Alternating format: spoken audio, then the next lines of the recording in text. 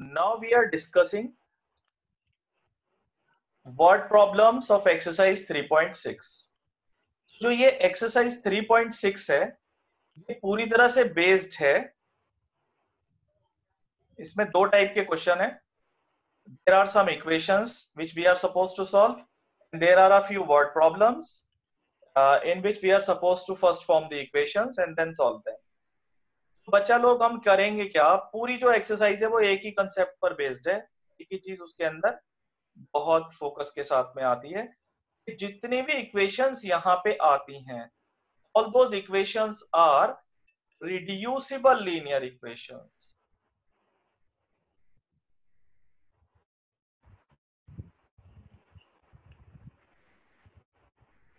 Excuse me sir. जी बेटा. Sir वो 2.6 नहीं 3.6 है. 3.6 है. Thank you very much. जैसा कि आप जानते हैं, इसमें जो इक्वेशंस हैं, all the equations are not linear equations initially. थोड़े एफर्ट्स के बाद में वो लीनियर इक्वेशन बन जाती हैं. ऐसे ही आपको ये भी समझना होगा कि जब हम इस एक्सरसाइज की इक्वेशंस वर्ड प्रॉब्लम्स को सॉल्व करते हैं, तो वर्ड प्रॉब्लम से जो इक्वेशन बनती हैं, those equations will not be linear equations. Equation बनेंगी वर्ड प्रॉब्लम्स में, वो लीनियर इक्वेशन नहीं होंगी. हमें पहले उन्हें लीनियर इक्वेशंस में कन्वर्ट करना होगा. इस चैप्टर का, इस एक्सरसाइज का, और न सिर्फ इस एक्सरसाइज का बल्कि इस चैप्टर का जो सबसे इंपॉर्टेंट कॉन्सेप्ट है वो है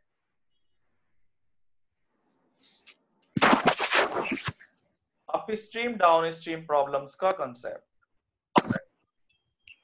मैं पूरा भरोसे के साथ ये बात बोल रहा हूं कि आज की क्लास में हम ज्यादा नहीं, सिर्फ 4-5 क्वेश्चन करेंगे, बट उन 4-5 क्वेश्चन में से कोई ना एक क्वेश्चन डेफिनेटली आपको एग्जाम में आ जाएगा बेटा.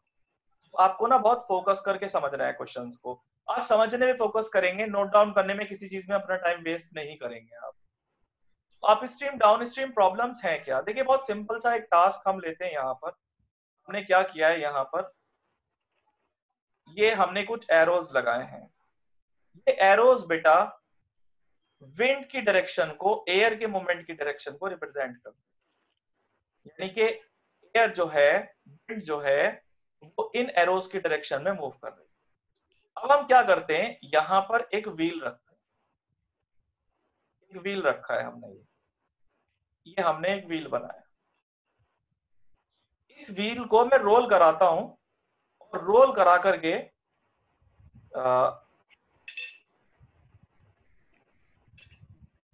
पॉइंट ए से पॉइंट बी तक ले जाता हूं. समझ लो, ये एक साइकिल का व्हील है और एक साइकिल चला रहे हो आप, ए से बी तक लेकर के जाते हो आप. बेटा जब आप इस व्हील को मूव कराएंगे, जब आप इसे एक जगह से दूसरी जगह पर लेकर जाएंगे, तो आप खुद ही ये समझेंगे इस चीज को, आपको ये रियलाइज होगा कि जब हम इसे इस डायरेक्शन में लेकर जा रहे हैं, इधर लेकर के जा रहे हैं, जो हमारा टास्क है वो ज्यादा डिफिकल्ट नहीं है, ज्यादा मुश्किल नहीं है. हम आसानी के साथ में इस काम को कर पा रहे हैं. यानी हमें जब हम साइकिल के पैडल्स लगाते हैं, तो उस पैडल लगाने में बहुत ज्यादा मेहनत नहीं करनी पड़ती. ऐसा होता है कभी कभी हम अपने स्कूल जा रहे हैं साइकिल से, या अपनी कॉलोनी में कहीं साइकिलिंग कर रहे हैं, तो जब हम साइकिलिंग एक पर्टिकुलर डायरेक्शन में करते हैं, लाइक ये मैंने व्हील लिया और इस व्हील को अगर मैं ऐसे लेकर के जाता हूं, तो हो सकता है मे बी इस डायरेक्शन में जाने में मुझे बहुत ज्यादा एनर्जी ना लगानी पड़े, पॉइंट ए से पॉइंट बी तक मैं आसानी से पहुंच जाऊं साइकिल चलाते हुए. लेकिन जब मैं पॉइंट बी से पॉइंट ए की तरफ मूव करूं साइकिलिंग करते हुए, इस डायरेक्शन में जाऊं, आप क्या नोटिस करेंगे कि जहां ए से बी तक आने में आपको लेस एनर्जी का यूज करना पड़ा, कंफर्टेबली आप ए से बी पहुंच गए, वहीं बी से ए जाने में आपको बहुत ज्यादा एनर्जी लगानी पड़ रही है, बहुत ज्यादा ताकत लगानी पड़ रही है, बहुत एनर्जी का, बहुत मुश्किल से पैडल लगा रहे हैं आप. क्या आप इस चीज के फर्क को बेटा समझ सकते हैं कि जब हम ए से बी जाते हैं तो काम इजी होता है, और जब हम बी से ए जाते हैं तो काम आसान होता है? तो ऐसा क्यों होता है? Can anyone in the class help me to understand this concept? This So gravity.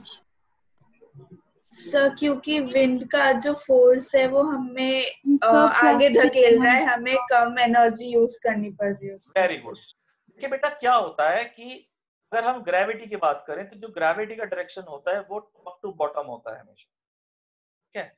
और ग्रेविटी तो जितनी पॉइंट ए पर है उतनी ही पॉइंट बी पर है, बदल तो नहीं जाएगी अर्थ की ग्रेविटी। तो बी से ए जाने में जो आप ग्रेविटी फेस कर रहे हैं, बी से बी जाने में भी आप सेम ग्रेविटी फेस कर रहे होते हैं।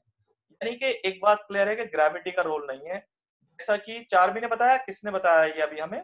सर चार्मी। चार्मी ने हमें बताया कि this happens because of the direction of wind. भाई आप ऐसे समझिए कि हम इस डायरेक्शन में एयर को चला रहे हैं, इस डायरेक्शन में चला रहे हैं, ये चला रहे हैं, इस डायरेक्शन में चला रहे हैं हम ऐसे, ये रेड की डायरेक्शन में या ब्लू की डायरेक्शन में जा रही है। अब मान लीजिए मैंने क्या किया, मैंने एक ये पेपर में उठा के लाया और इस पेपर को यहां पर रख दिया मैंने। तो बेटा ये पेपर हवा के साथ उड़ के अपने आप ऑटोमेटिकली ऐसे भी चला जाएगा, नहीं चला जाएगा? चला जाएगा। Yes. वो क्यों चला Yes, जाएगा? sir. क्योंकि एयर उसे पुश कर रही है। तो ऐसा नहीं है कि एयर खाली पेपर को ही पुश करती है, एयर साइकिल को भी पुश करती है, एयर मुझे भी पुश करती है और एयर आपको भी पुश करती है। तो जब आप ए से बी जाने की कोशिश कर रहे थे, एक फोर्स लगा रहे थे, तो आपकी फोर्स में एयर का फोर्स, आपके पुश में एयर का पुश, आपकी स्पीड में एयर का स्पीड ऐड हो जाता है और आप कंफर्टेबली ए से बी पहुंच जाते हैं। लेकिन जब आप बी टू ए यानी एयर के अपोजिट चलते हैं, तो बेटा आपको अपोजिट डायरेक्शन में जाने की वजह से आपकी स्पीड में से एयर की स्पीड माइनस हो जाती है, फाइनल स्पीड कम हो जाती है और स्पीड मेंटेन करने के लिए आपको ज्यादा मेहनत करनी पड़ती है। ये ऐसा नहीं है कि कंसेप्ट खाली एयर पर ही अप्लाई होता है। मान लीजिए आप एक रिवर है, उस रिवर के अंदर स्विमिंग कर रहे हैं। ये एक बड़ी सी रिवर है और इसके अंदर जो है आप स्विमिंग कर रहे हैं, और स्विमिंग जो आप कर रहे हैं तो वाटर का फ्लो ए से बी तक है, इस तरफ है। लेकिन जब नेचुरली जब आप ए टू बी स्विम करेंगे तो वाटर का फ्लो आपको अपने साथ ले जाने की कोशिश करेगा, यानी आपकी स्पीड में वाटर की स्पीड ऐड हो जाएगी and you will comfortably reach from A to B. लेकिन जब आप बी टू ए आएंगे, अपोजिट डायरेक्शन में आएंगे, तो आपको ज्यादा मेहनत करनी पड़ेगी, because you are moving in the opposite direction of water flow, आपकी स्पीड में से वाटर की स्पीड माइनस हो जाएगी। ये दोनों कंसेप्ट आपको ठीक ठाक समझ आ रहे हैं? Yes sir. Yes, sir. इनमें से एक जो कंसेप्ट है कि मैं लिख देता हूं यहां पर, when we go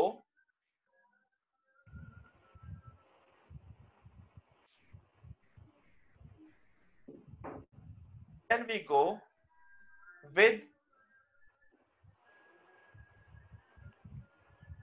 the flow of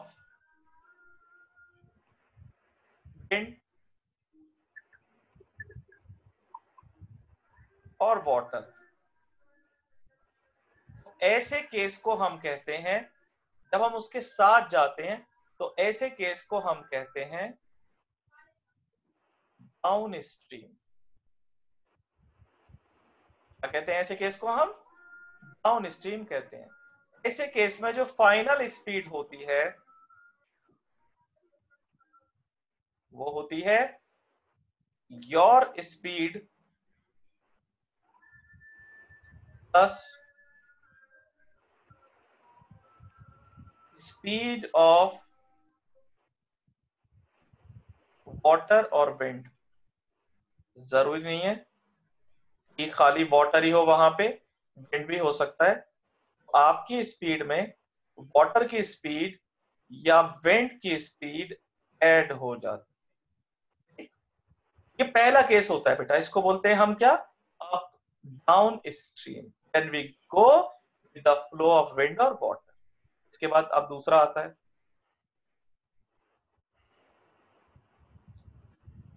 when we go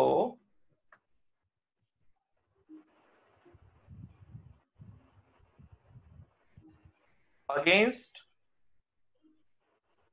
the flow of water और wind।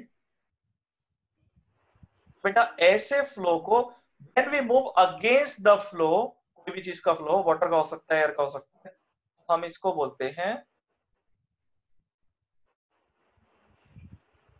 Up stream, against the stream. अब इस केस में फाइनल स्पीड होती है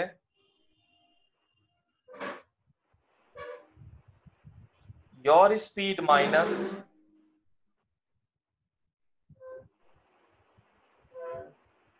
स्पीड ऑफ वाटर और विंड। देखिए मेन पॉइंट क्या नोट करना है कि आपकी स्पीड में तो ऐड होती है और आपकी स्पीड में से ही सब्ट्रैक्ट होती है, यानी पहले आपकी स्पीड रखेंगे तो उसी में से ऐड और एडिशन और सब्ट्रैक्शन होगा। Are you clear? बेटर है पहले आपको मैं एक मिनट का टाइम देता हूं मैं आपको। आप क्या करेंगे, हम ना आपने नोट डाउन कर लिया है, अब हम चलते हैं क्वेश्चन पर कि इसमें एनसीईआरटी में एक तो एनसीईआरटी एग्जांपल है, दैट इज एग्जांपल 19, और एक बेटा एनसीईआरटी एक्सरसाइज का क्वेश्चन है जो 3.6 के क्वेश्चन नंबर 2 का आई थिंक तो फर्स्ट पार्ट है। हमें क्या करना है, हमें सिर्फ अभी इस एग्जांपल को पढ़ना है। आप समझ जाएं इस बात को कि जो एनसीईआरटी एक्सरसाइज का क्वेश्चन है वो अपने आप में बड़ा इजी क्वेश्चन है, बड़ा ही इजी। हम इसे करते हैं पहले सॉल्व एग्जांपल को। आपके पास पूरा 1 मिनट है, यू रीड दिस एग्जांपल, अच्छे से पढ़ लें आप पहले, फिर उसके बाद हम सॉल्व करेंगे। और वर्ड प्रॉब्लम को पढ़ने का मतलब होता है first of all identify the variables.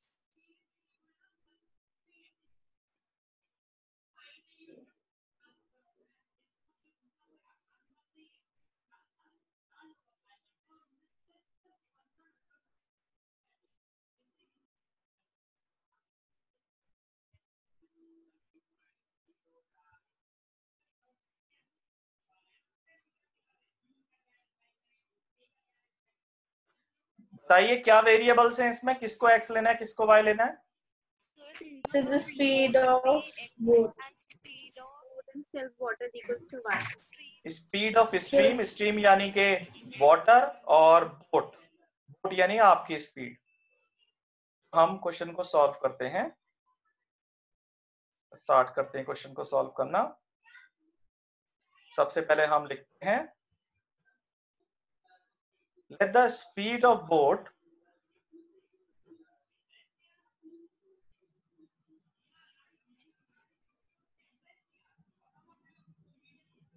x kilometre per our and speed of stream, stream यानी कि वाटर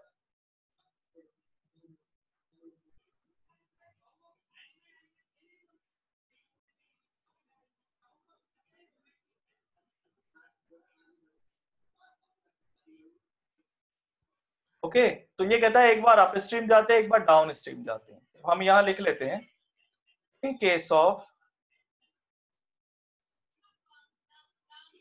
अप डाउन स्ट्रीम,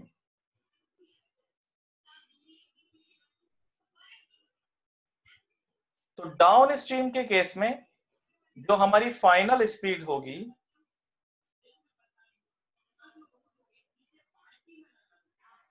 वो होगी x plus y kilometre per our.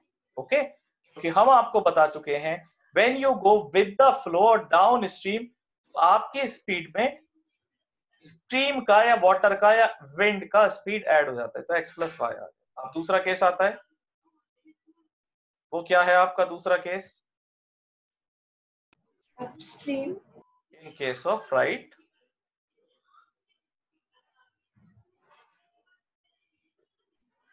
Upstream, final speed minus y kilometer per hour. x minus y kilometre per hour. You need to remember कि आपकी speed में plus होगा और आपकी स्पीड में से ही माइनस होगा। ठीक है, अब हम चलते हैं क्वेश्चन पर, पहली इंफॉर्मेशन को पढ़ते हैं। पहली इंफॉर्मेशन में कहता है a boat goes 30 kilometer upstream and 44 kilometer downstream in 10 hours. 30 up 44 down. हम इसको लिखते हैं इंफॉर्मेशन को।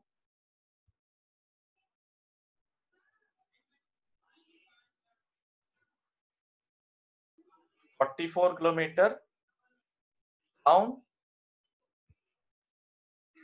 And 30 kilometre up stream. और बेटा इस पूरे प्रोसेस में 44 किलोमीटर जाकर 30 किलोमीटर वापस आने में पूरा टाइम लगता है 10 आवर्स का लगता है। तो ये हो गया 10 आवर्स। यू कैन सी यहाँ पे दो टाइप के टाइम है, दो टाइप के यहाँ पर टाइम है। एक तो है डाउन स्ट्रीम जाने में लगा टाइम, और एक है अप स्ट्रीम जाने में लगा टाइम, और टोटल टाइम है 10 आवर्स। क्या हम सभी इस बात को जानते हैं? इसमें कोई किसी तरह की दिक्कत की बात हमें नहीं होनी चाहिए। हम सभी ये बात जानते हैं कि जो हमारा टाइम होता है वो होता है डिस्टेंस अपॉन स्पीड। तो ये डाउन का टाइम कैसे निकालेंगे हम? डाउन जाने में लगा डिस्टेंस प्लस डाउन जाने में स्पीड। डाउन जाने में कितना डिस्टेंस कवर करते हैं हम? 44. Distance is 44 and speed is x plus y. और अप जाने में कितना टाइम कवर करते हैं हम? कितना डिस्टेंस कवर करते हैं? 30 kilometers. 30 और स्पीड कितनी होती है? Minus. ये हो गई 10 और इक्वेशन नंबर हो गया आपका 1। आप मुझे बताइए, आप चाहे तो 1 मिनट का पॉज लेके सोच लीजिए और मुझे बताइए क्या ये पूरा इक्वेशन जो हमने बनाया है आपको अच्छे से क्लियर हो गया या नहीं? Yes, sir. Okay good, Yes, sir. Very good. Yes, sir. आगे चलते हैं, Yes, sir. आगे चलते हैं। अब हम सेकेंड इंफॉर्मेशन की बात करते हैं। सेकेंड इंफॉर्मेशन को लिखते हैं। सेकेंड इंफॉर्मेशन क्वेश्चन में क्या है? It can go 40 kilometer upstream and 55 kilometer downstream in 13 hours. 55 kilometer down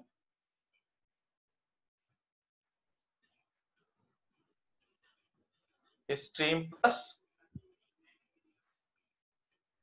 40 kilometre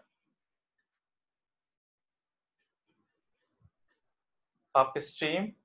इस पूरे में टाइम लगता है 13 आवर्स। मैं देख लेता हूं मैंने ठीक लिखा है ना, 55 एंड 40। ठीक है, वेरी गुड। हमें पता है यहाँ पर दो चीजें शामिल है, एक तो डाउन जाने का टाइम और दूसरे अप जाने का टाइम, सब मिला के हुआ 13।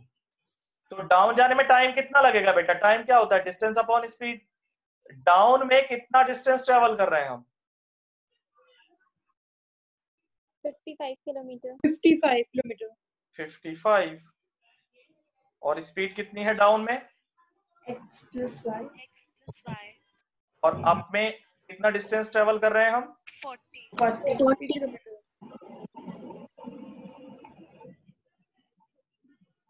Now we have two equations for our set. अब ये बताइए क्या ये इक्वेशंस लीनियर इक्वेशन है या नहीं है? No, sir. क्या हम इन्हें लीनियर बना सकते हैं? Yes, sir. Yes, sir. ये किस तरीके से बनाएंगे हम? X plus Sir, x plus y को a ले लेंगे and y 1 upon y x minus y को b ले लेंगे। 1 अपॉन x प्लस वाई को a ले लेते हैं and 1 upon x minus y को b ले लेते हैं। तो ये हो गया आपका 44a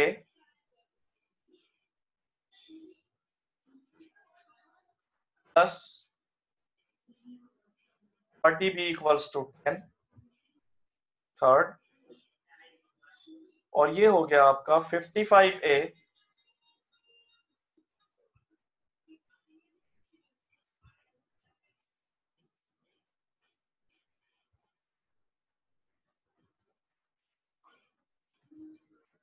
So now you are clear that we have two linear equations of our own.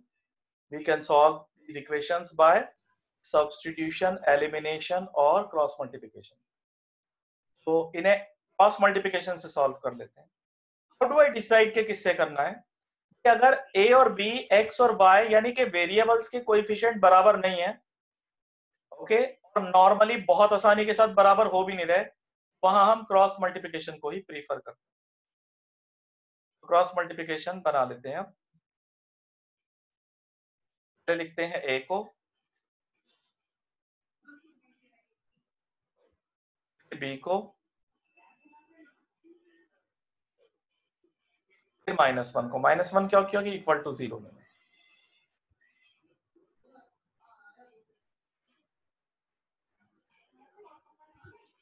पहली इक्वेशन क्या बनी है? पहली इक्वेशन बनी है 44a + 30b.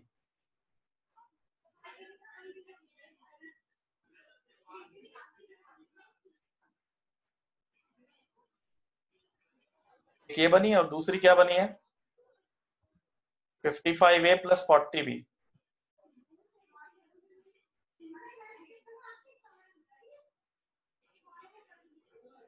तो बताइए ए के नीचे मैं क्या लिखना शुरू करूं? बोलिए आप लोग. B2C1 40 यहां से देख के बताइए चार्मी, इसमें से देख के बताइए numbers, not B2C1. so 30 into 30, 40 10, 40 और 30. फिर बी Yes. पर आ जाते हैं. बी में लिखते हैं 10, 44 और फिर यहां पर लिखते हैं 13, 55. यहां लिखते हैं 44, 30, 55, 40. ओके, अब हम क्रॉस मल्टीप्लिकेशन करते हैं. इसका इससे करेंगे, इसका इससे करेंगे, यहां करेंगे, फिर यहां करेंगे, यहां करेंगे, यहां करेंगे. अब ऊपर आया हमारा a,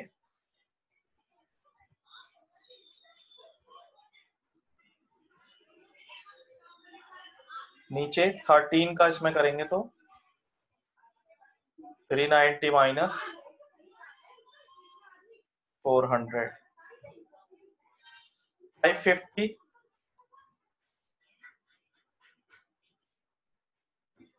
572,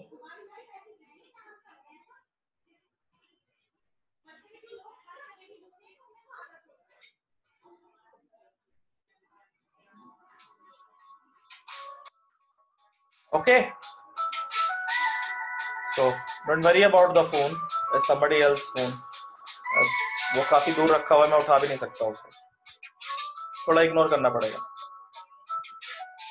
तो अब हम सॉल्व करते हैं, सिंप्लीफाई करते हैं. तो a के अपॉन में क्या आएगा?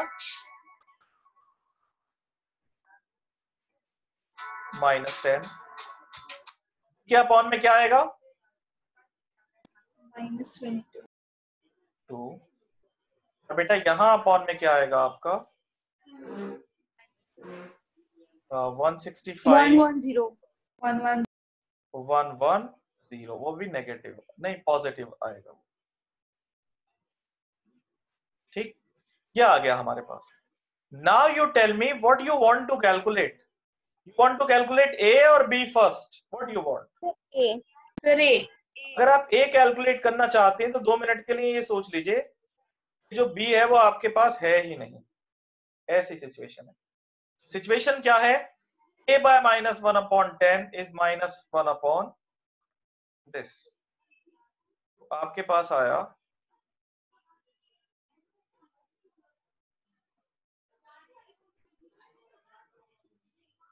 तो minus minus cancel, 10 will cancel this, so a is 1/11. अब हम b पर आते हैं. b part,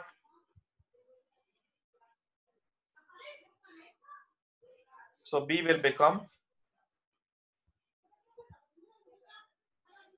1/5। हमारा काम खत्म हो गया, हमारा क्वेश्चन सॉल्व हो गया। No, sir. So what should we do now? To put in the Sir, value. find the value of x and y. Yes, we know 1 over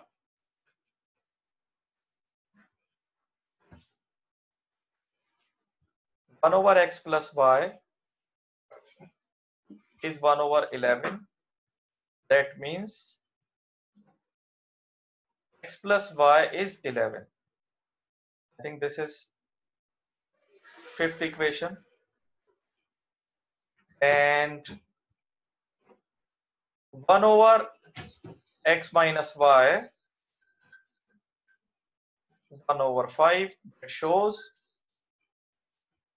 x minus y equals to 5. So we add them. So y will get cancelled and you have 2x equals to 16. So x will become 8. Now put value of x and calculate y. Y becomes 3. That means speed of boat is 8 km per hour and speed of stream is 3 km per hour. Okay? Yes, sir. Yes, sir. When you will move with the flow, तो आपकी effective speed हो जाएगी 11 plus 3, 8 plus 3 यानी 11, और जब आप against जाएंगे तो आपकी speed हो जाएगी 8 minus 3 यानी कि 5. Okay? Yes. Yes.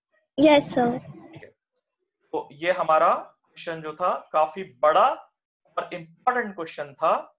सबसे ज्यादा इंपॉर्टेंट क्वेश्चन मैं कहता हूं चैप्टर का शायद यही है। ओके, अब हम आगे चलते हैं दूसरे क्वेश्चंस पर, चलते हैं एक्सरसाइज के क्वेश्चंस पर। एग्जांपल में मुझे यही करना था, मैंने कर दिया है आपके लिए। देखिए मैं आपको दिखाता हूं कि जो एनसीईआरटी एक्सरसाइज का क्वेश्चन है वो अपने आप में कितना इजी है in comparison to this problem.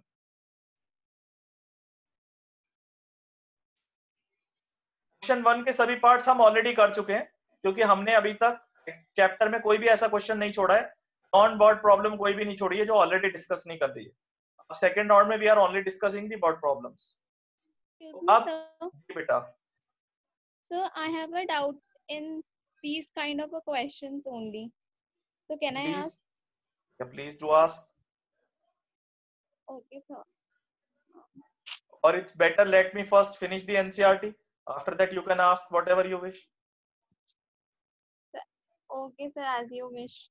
Let me first finish the NCERT so that others can also have an idea about these questions.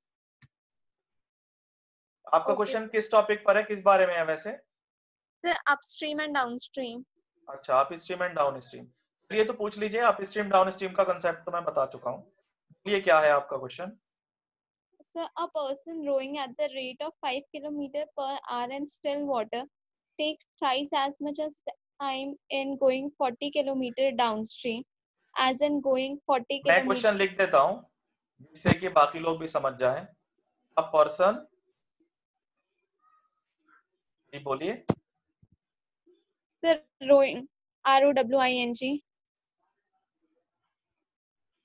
rowing at the rate of, ठीक है, 5 km per hour 5 kilometre per our in still water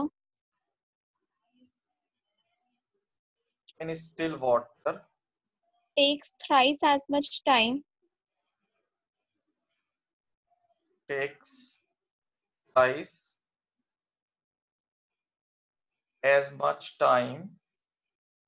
going 40 km upstream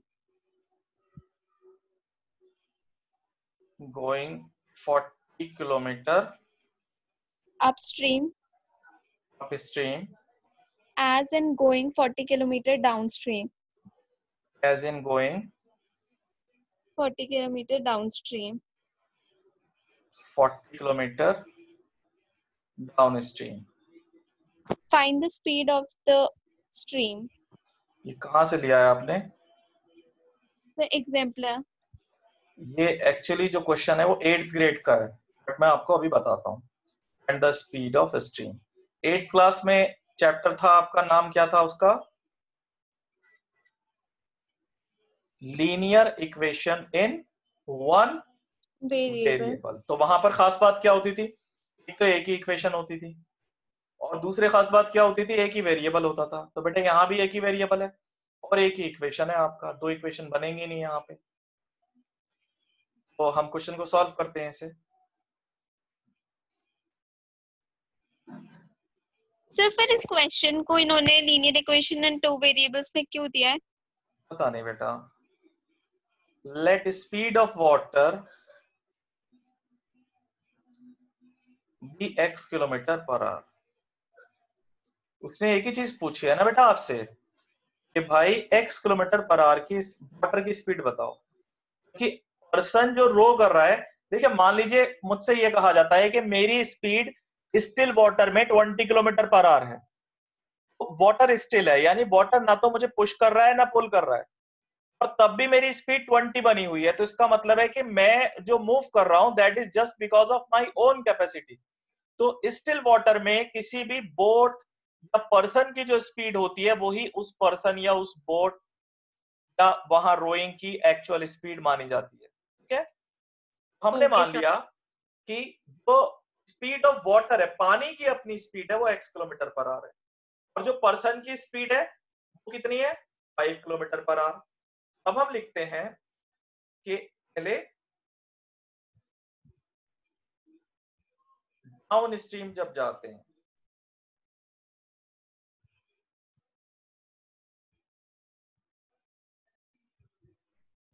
down stream speed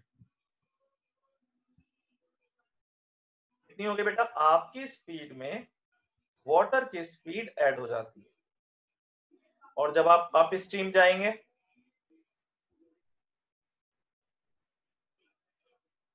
तो आपकी speed में से water की speed minus हो जाएगी।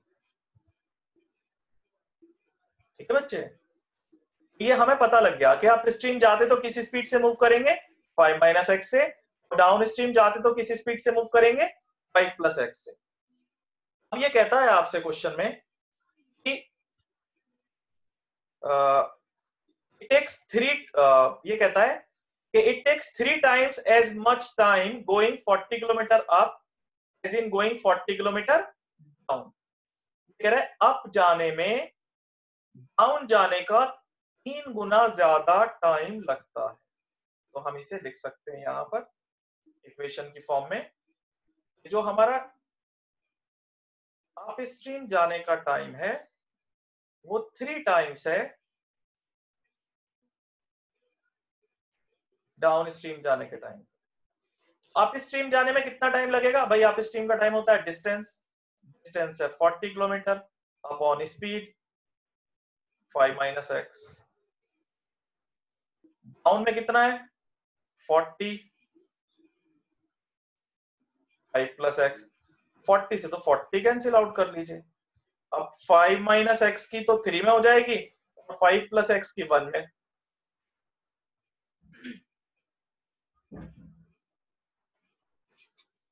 ठीक है, ये आ गया 5 plus x, x plus 3x 15 minus 5, 2x is, sorry, 4x is 10, x is 10 by 4, 2.5 kilometre per our. Water इस स्पीड से फ्लो कर रहा है, और ये भी बात याद रखिएगा कि वाटर की स्पीड या विंड की स्पीड आपकी स्पीड से हमेशा कम होनी चाहिए। अगर इक्वल आ गई या ज्यादा आ गई तो वहां पर मूवमेंट पॉसिबल नहीं है। यू क्लियर बच्चे? Yes sir. ओके, कई बार ना, हाँ बोलिए बोलिए, आप अपनी बात करिए। सर एक नंबर्स का भी क्वेश्चन है इसमें। नंबर्स का आप थोड़ा रुक जाइए, let me first finish NCERT, उसके बाद आप जो बोलेंगे जहां से बोलेंगे आई आंसर बेटा। ठीक है? ओके सर, थैंक यू ये सर। हमारे कुछ क्वेश्चंस रहते हैं एनसीईआरटी के, मैं चाहता हूं आज की क्लास में हम इन्हें फिनिश कर लें। तो अब हम आते हैं आगे। एग्जाम्पल में ना कई बार ऐसा क्वेश्चन दे देता है जैसे 2 वेरिएबल का है तो वो 2 वेरिएबल नहीं होगा, जैसे ये नहीं था, कई बार आ जाता है ऐसा क्वेश्चन। तो अब आते हैं हम यहाँ पर, ऋतु वाला क्वेश्चन आप पढ़िए, आपके पास पूरा 1 मिनट है टू रीड दिस क्वेश्चन। ये बहुत छोटा क्वेश्चन है।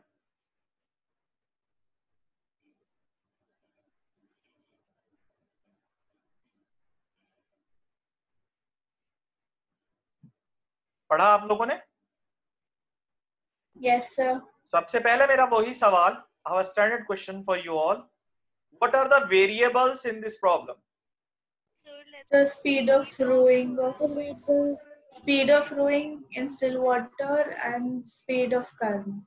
Okay, speed of, basically we can say speed of boat that row and the speed of current.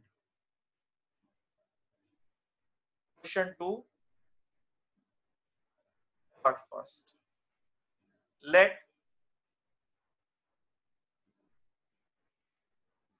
speed of rowing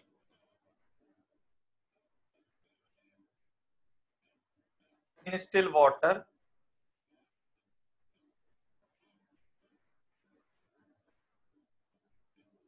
be x and speed of water या speed of current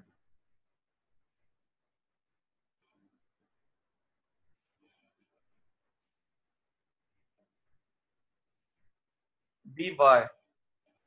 तो जब हम up stream जाएंगे, down stream जाएंगे,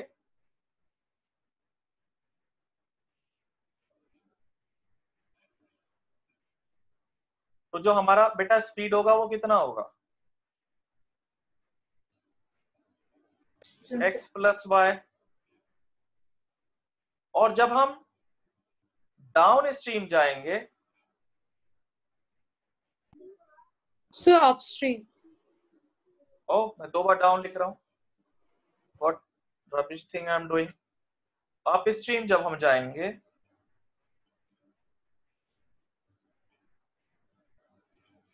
तो speed कितना हो जाएगा बेटा? X minus Y. तो किसी भी अप स्ट्रीम डाउन स्ट्रीम के क्वेश्चन में जितना स्टेटमेंट अभी स्क्रीन पर आपको दिख रहा है, इतना स्टेटमेंट तो आना ही आना है, ये तो पक्की बात है। मेन क्वेश्चन इसके बाद ही शुरू होना है। अब हम आगे आते हैं। अब ये कहता है पहली इंफॉर्मेशन क्या है, Ritu can row downstream 20 kilometre in 2 hour. तो हम यहां लिख लेते हैं Ritu can row downstream 20 kilometre in 2 hour. तो हम सभी जानते हैं इस बात को, अच्छे से समझते हैं, that distance equals to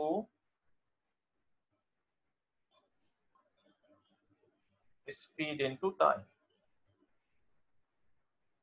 What is distance? 20. What is speed? X plus y. And what is time? 2. तो हमें इक्वेशन मिल गया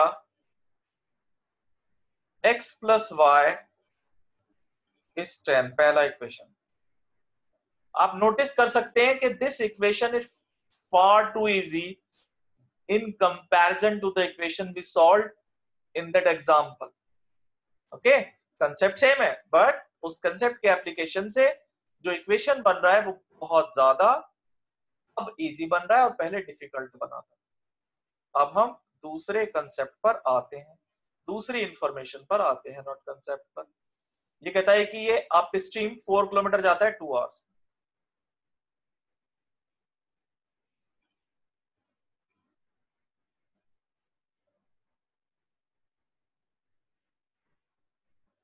kilometers in 2 hours. Once again you have the same formula, distance equals to speed into time। distance है अब की बार आपके पास 4 kilometre, speed into time, x minus y into 2 will tell you x minus y is 2. Is everybody in my class able to solve these two linear equations? या किसी को Yes, बड़ा sir. मुश्किल लगता है इनमें? No, sir. No, So, sir. We are able to solve. so we can solve it. Okay, Yes, we can. बहुत अच्छी बात है, बहुत अच्छी बात है। अब हम आते हैं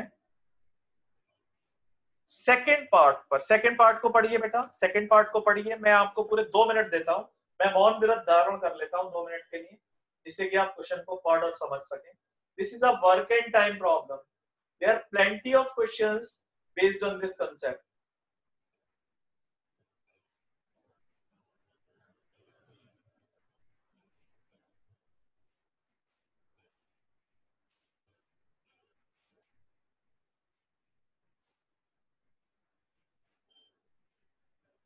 क्वेश्चन को पढ़ना है, अच्छे से समझना है और आइडेंटिफाई करना है कि वेरिएबल्स क्या है।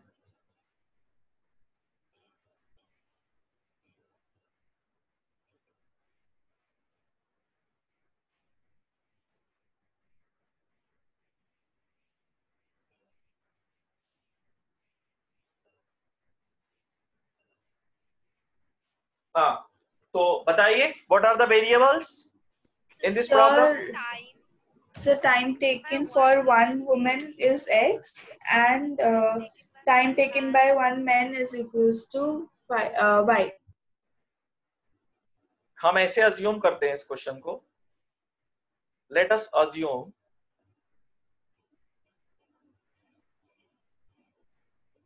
second part, let us assume that a woman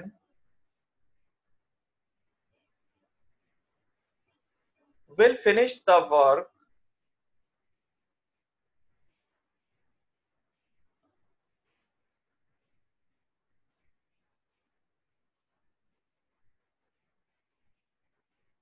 in X days and a man will do it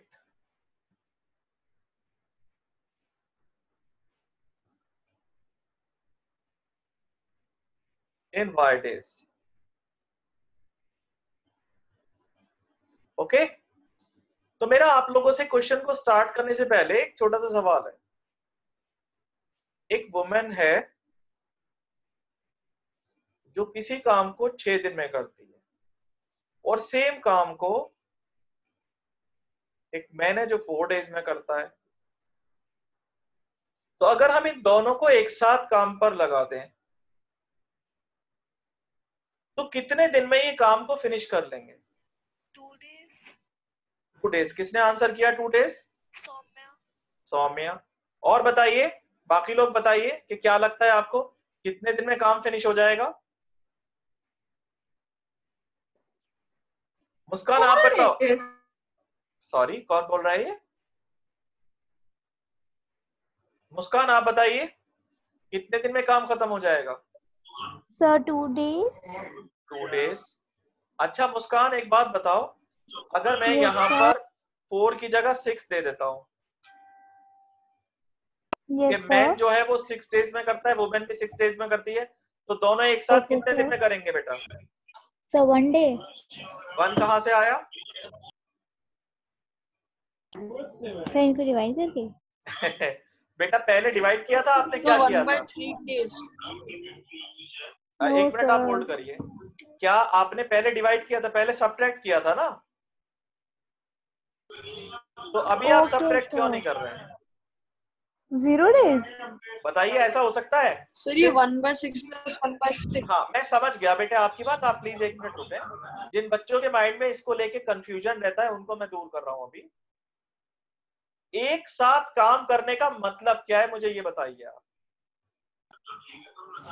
Sir, वो भाई यहाँ मैंने ये कहा आपसे कि एक वुमेन है जो 6 दिन में खत्म करती है और मैन 4 दिन में। हम उन दोनों को एक साथ काम पे लगाते हैं, तो एक साथ काम करने का मतलब होता है या तो वो 1 दिन तक लगातार एक साथ काम करेंगे, या 2 दिन तक लगातार एक साथ काम करेंगे, या 4 दिन तक लगातार एक साथ काम करेंगे। एक साथ का मतलब तो यही होगा ना। अगर पहला इंसान 6 दिन करता है और दूसरा 4 दिन करता है तो क्या आप इन्हें एक साथ मानेंगे? बोलिए। Yes. भाई अगर मैंने किसी काम पर एक पर्सन को, एक बात बताइए, तो स्टूडेंट बैठे हुए हैं, स्टूडेंट ए और स्टूडेंट बी। स्टूडेंट ए ने एक क्वेश्चन पर 2 घंटे तक मेहनत की, स्टूडेंट बी ने भी उसी क्वेश्चन पर 3 घंटे तक मेहनत की, तो क्या उन दोनों ने उस क्वेश्चन पर एक साथ मेहनत की? No sir. भाई आप मैक्स टू मैक्स ये कह सकते हैं कि 2 घंटे तक साथ थे, फिर अलग अलग हो गए, है ना? तो इसी तरह मैं आपसे पूछता हूं कि जब मैंने वर्ड यूज किया टुगेदर, यानी कि एक साथ, तो आप क्या कर रहे थे? कुछ बच्चे तो 6 और 4 को ऐड करके कहते हैं 10 डेज, और कुछ 6 और 4 में से माइनस करके कहते हैं 2 डेज। कोई डिवाइड कर रहा होता है, कोई कुछ कर रहा होता है। बट बेटा टुगेदर का मतलब तो ये है ही नहीं कि पहला 6 दिन तक करे और दूसरा 4 दिन तक। टुगेदर अगर निकालना है तो आपको कैलकुलेट करना होगा कि उन दोनों ने एक साथ एक दिन में कितना काम किया, या उन दोनों ने एक साथ 2 दिन में कितना काम किया, या उन दोनों ने एक साथ 3 दिन में कितना काम किया। यानी जो कुछ भी निकालना होगा, दोनों का टाइम कैसा रहेगा? 1 day, सेम रहेगा। 1 डे रखें या 4 डे रखें या 6 डे रखें, बट ये जब एक साथ काम कराने की बात आती है तो हमें क्या करना होगा? हमें उन्हें एक साथ ही काम कराना होगा, यानी कि सेम अमाउंट ऑफ टाइम तक हमें उन्हें काम कराना पड़ेगा। ओके, सर आप एक और एग्जांपल दे सकते हो? बिल्कुल दे सकते हैं, आपको एक नहीं 10 एग्जांपल दे सकते हैं। हमने आपसे कहा कि राजू जो है वो एक वॉल को 12 दिन में बना देता है, और मोहन उसी वॉल को 8 डेज में बना देता है। तो दोनों मिलके उसे कितने दिन में बना देंगे? तो क्या आप करेंगे? 12 और 8 को ऐड कर देंगे, या 12 में से 8 को सब्ट्रैक्ट कर देंगे? आप क्या करना चाहते हैं? मैंने सवाल क्या पूछा है आपसे, ये बताइए आप। सर लाइक पहले हम राजू का 1 डे वर्क निकालेंगे और मोहन बेटा का 1 आप डे। ना क्वेश्चन को रटिए मत, आपने ना प्रोसेस उसका दिमाग में बिठाया हुआ है, आप उसी के अकॉर्डिंग आंसर कर रहे हैं। क्या आप मुझे बता सकते हैं कि आप दोनों का एक दिन का काम क्यों निकालते हैं? Why you do? Why do you do this thing बेटा? सर so that हम कंपैरिजन कर सकें कि ग्रेट आंसर। देखिए हमने आपको बताया कि अगर हम ये वर्ड यूज करते हैं कि how much work will they do together, तो टुगेदर का मतलब है एक साथ।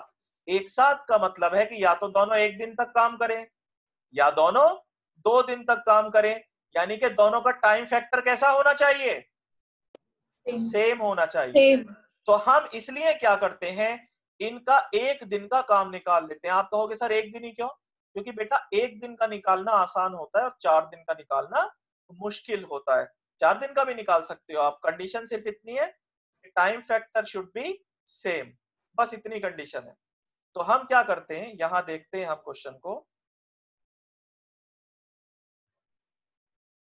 क्वेश्चन के आंसर में आते हैं हम।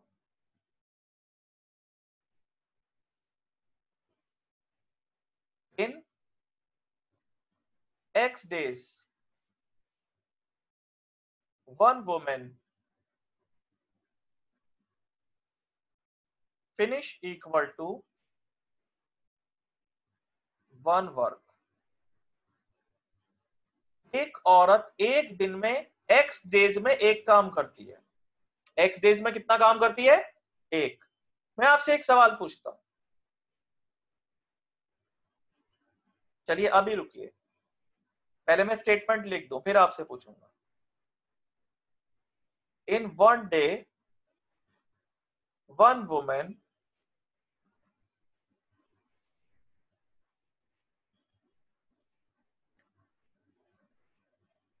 will finish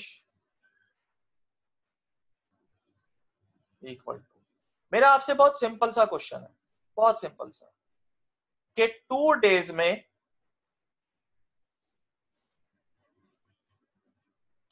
one women finish करती है 1 वर्क, तो बेटा 1 डे में कितना करेगी वो? 2 दिन में एक काम करती है तो एक दिन में कितना करेगी? half, 1/2 करेगी ना, सिंपल बात है। अब मैं आपसे फिर से पूछता हूं कि 3 दिन में कोई एक विमेन है जो 3 दिन में करती है एक काम, तो एक दिन में 1 by कितना 3. करेगी? 1 by 3. 1/3।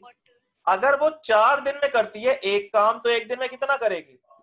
1 by 4. 4 और मैं आपसे पूछता हूं कि अगर वो x डेज में करती है 1 by एक काम, तो 1 by एक दिन में x. कितना करेगी? 1 by 1 by x. 1/x part of work. समझ पा रहे हैं ना? Yes, sir. तो एक वुमेन एक दिन में 1/x पार्ट वर्क फिनिश कर लेगी। अब एक मैन की बात करते हैं हम इसे, हमने क्या अज्यूम किया है कि a man will do it in y days, तो हम इसे लिखते हैं अब इन y days one man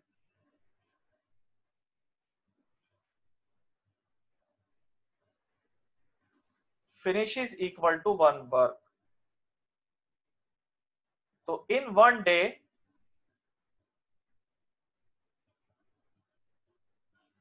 one man will finish equal to 1 1 by by y. Y. part of work। तो अब हमें पता क्या लगा बेटा, हमें बड़ी इंपॉर्टेंट इंफॉर्मेशन मिल गई कि एक दिन में एक वुमेन इतना काम करती है और एक दिन में एक मैन इतना काम करता है। दोनों का एक दिन का काम मिल गया हमें, यानी दोनों की टाइम यूनिट कैसी है? सेम है। मतलब ऐसे समझ लीजिए कि एक दिन में एक पर्सन 20 kg वेट उठाता है और दूसरा पर्सन एक दिन में 30 kg वेट उठाता है, तो दोनों मिलके एक दिन में कितना उठाएंगे? बोलिए। Can you repeat the question? I can repeat. Person A lifts 20 kg in 1 day while person B lifts 30 kg in 1 day, तो दोनों मिलके 1 डे में कितना करेंगे? 25 kg. 25 kg। तो हम यहां लिखते हैं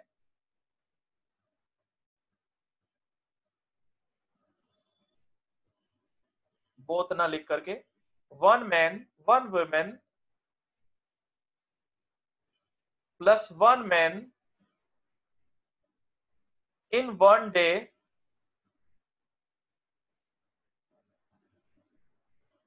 will do equals to 1 by x 1 by y part of work।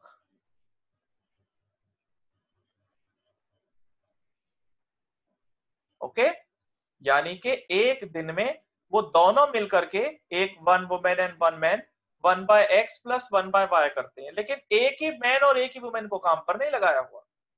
कितने मैन काम पर लगाए हुए हैं बताइए? 5। और कितने वुमेन लगाए हुए? 2। तो अब हम इसे लिखते हैं 2 women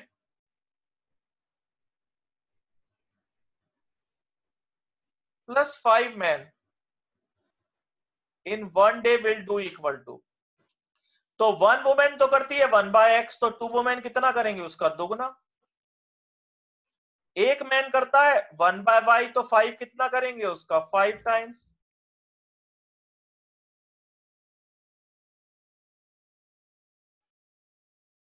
part of work. Is it clear? यहां तक समझ आ गया आपको?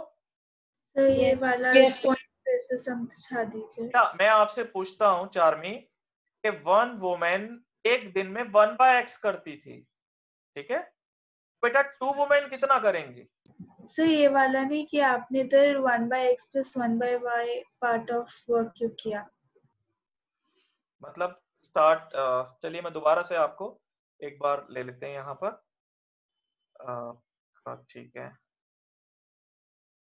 पहली लाइन क्लियर है आपको, ये वाली? Yes sir. दूसरी लाइन? Yes sir. तीसरी? Yes sir. Fourth? Yes sir. ये लाइन क्लियर है आपको? सर यहाँ से समझा दीजिए। क्या सिंपल है, मैंने क्या किया, इन दोनों को ऐड कर दिया, इसको और इसको बेटे मैंने ऐड कर दिया। ये एक वुमेन है जो 1 by x करती है, एक मैन है जो 1 by y करता है, दोनों को ऐड कर देंगे तो दोनों मिलके कितना करेंगे? 1 by x plus 1 by y। Sir आपने ऐसा क्यों किया? क्योंकि क्वेश्चन में उसने हमें बोला है कि वो एक साथ काम करते हैं। ओके, वो जब 2 men and 5 men टुगेदर, जब वो एक साथ काम करेंगे, इंस्ट्रक्शन दिया गया है उनसे एक साथ काम करवाना है बेटा, इसलिए हमने उनका एक दिन का काम इकट्ठे निकाल लिया है। एक दिन का काम किसका है? 1 वुमेन का और 1 मैन का। जब हम 2 वुमेन का निकालेंगे तो 2 से मल्टीप्लाई कर देंगे, और 5 मैन का निकालेंगे तो 5 से मल्टीप्लाई कर देंगे। Okay, Yes, sir. Thank you, sir. तो पहली इक्वेशन, अभी पहली इक्वेशन फॉर्म नहीं हुई, काफी सारा एक पार्ट उसका फॉर्म हो गया है। अब हम आगे चलते हैं, बुक को देखते हैं 1 मिनट में। बुक क्या कहती है? 2 women and 5 men together can finish an embroidery work in X 4 days, यानी 4 days में वो काम पूरा कर देते हैं। इसको लिखते हैं यहां पर, इसको लिखते हैं 2 men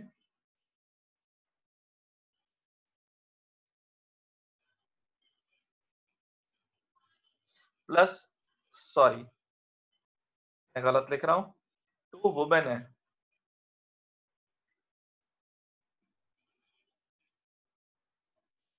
प्लस 5 men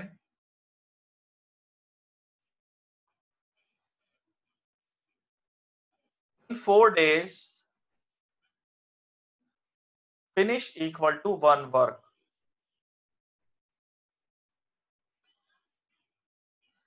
तो मैन ये सब मिलकर के 4 दिन में करते हैं एक काम। तो बेटा बताओ एक दिन में कितना करेंगे? 1/4. Very good, 1/4 part of work.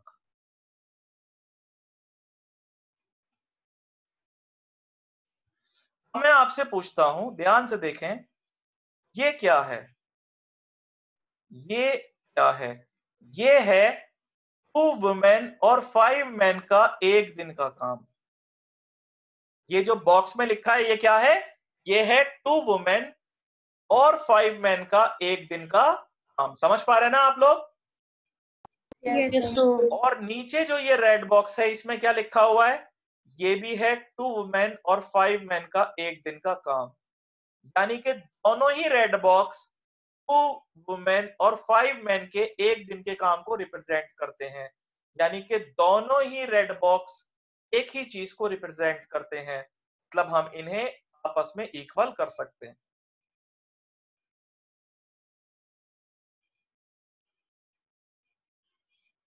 One by 4, let it be your equation 1। Okay, तो ये इक्वेशन 1 बनाने में हमें कई सारे स्टेटमेंट लिखने पड़े, काफी सारी मेहनत करनी पड़ी। तब हम सेकंड इक्वेशन पर आते हैं। सेकंड में क्या कहता है? while 3 women and 6 men can finish the same work in 3 days। 3 women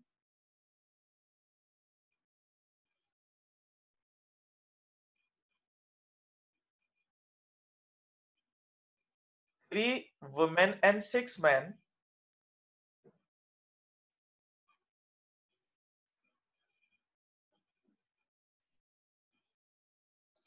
finish in 3 days। तो अब हम पूरी मेहनत नहीं करेंगे, ये इक्वेशन बनाने में हम लिखेंगे सिमिलरली 3 women है तो 3/x, 6 men है तो 6/y equal to 1/3। 1/3।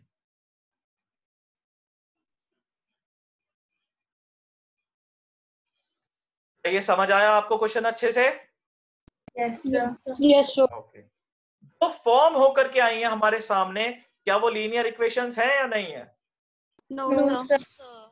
So we let 1/x equals to a and 1/y equals to b। तो ये बन गया 2a 5b 1/4, और ये हो गया आपका 3a 6b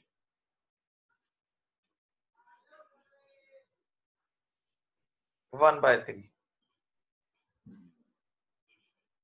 ओके, अब आप इन्हें सॉल्व करेंगे, ए और बी की वैल्यूज कैलकुलेट करेंगे, क्वेश्चन आपका डन हो जाएगा। ठीक है बच्चा लोग? Yes, sir. Okay, Yes, sir. अब ये ना आपका मैं थोड़ा जल्दी में बता देता हूं आपको, ये रूही वाला क्वेश्चन पढ़ लीजिए, थोड़ा जल्दी में बता देता हूं, ये खुद कर लेंगे आप लोग, लीजिए आप लोग इसे।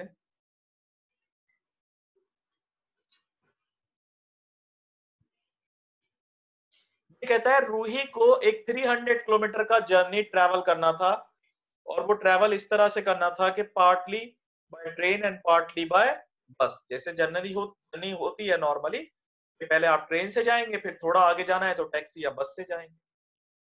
She takes 4 hours if she travels 60 kilometre by train remaining by bus। कि हम यहाँ लिख लेते हैं इसको, थर्ड पार्ट को मैं इक्वेशन बना देता हूँ फटाफट आपके लिए।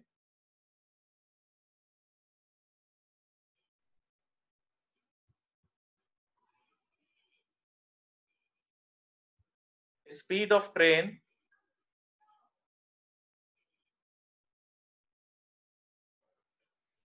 x kilometre per our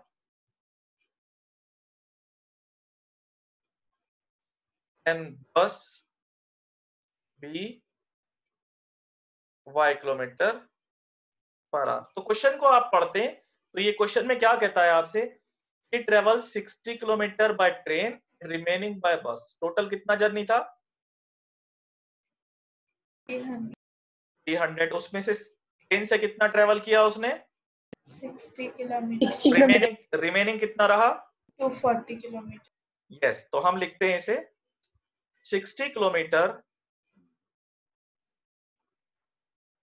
by train plus 240 kilometre bye बस। टाइम लगा 4 आवर्स। देखिए इस टाइम में दो चीजें शामिल हैं, ट्रेन पे लगाया गया टाइम, एक बस पे लगाया गया टाइम, और दोनों मिलके हैं 4 आवर्स। और आप अच्छी तरह ये बात जानते हैं, कोई मेरे कहने की बात नहीं है यहाँ पर, कि जो हमारा टाइम होता है वो होता है डिस्टेंस अपॉन स्पीड। ट्रेन से कितना डिस्टेंस ट्रेवल किया? 60। ट्रेन की स्पीड कितनी थी? x। बस से कितना ट्रेवल किया? 240। स्पीड कितनी है? y। दोनों मिलके हुए 4। प्रॉब्लम? No, sir. अब सेकंड पे आते हैं। सेकंड पे कहता है वो थोड़ा अपना जर्नी का मोड तरीका बदल देती है, 100 kilometre by train and remaining by बस।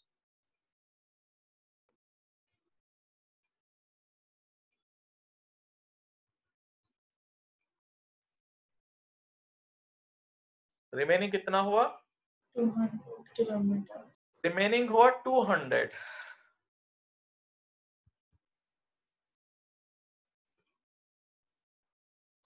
तो टाइम लगा 4 hours plus 10 minutes. 10 minutes extra कह रहा है। 100 किलोमीटर बाय ट्रेन, तो ये हुआ ट्रेन का डिस्टेंस अपॉन ट्रेन का स्पीड, और डिस्टेंस अपॉन स्पीड। 10 मिनट्स का मतलब 10 बाय 60, काट दीजिए 1 bye 6।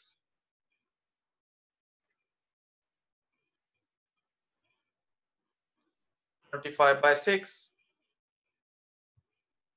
Look at these two equations. Are these linear equations? No, sir. तो फिर क्या करेंगे अब आप? We will reduce them to the linear equation. You will reduce them into linear equation and then you will solve them. Okay? Yes, sir. Yes, sir. बेटा अब ये हमारा चैप्टर कम से कम एनसीईआरटी खत्म हो चुका है, ऑप्शनल रहता है। We will discuss in the next class.